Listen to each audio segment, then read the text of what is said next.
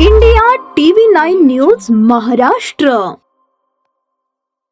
सोलापूर शहरातील विजापूर रस्त्यावरील छत्रपती संभाजी महाराज तलावात आज सकाळी एकाचा मृतदेह तरंगताना आढळून आला। याची माहिती शहर पोलिसांना मिळाल्यानंतर पोलिसांनी घटनास्थळी धाव घेत तो मृतदेह पाण्यातून बाहेर काढला। सदर युवक 44 वर्षांचा असल्याची माहिती मिळाली आहे। सुभाष मारुती कांबळे वय 44 असे या इसमाचे नाव आहे। हा युवक लष्कर परिसरात राहत असल्याची माहिती मिळाली आहे।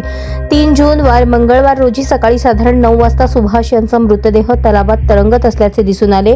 घटनेची माहिती सदर बाजार पोलिसांना देण्यात आली। पोलिसांनी तात्काळ घटनास्थळी धाव घेतली। मृतदेह पाण्याबाहेर काढून शवविच्छेदनासाठी छत्रपती शिवाजी महाराज सर्वोपचार रुग्णालय अर्थात सिव्हिल हॉस्पिटल या ठिकाणी पाठवण्यात आला आहे।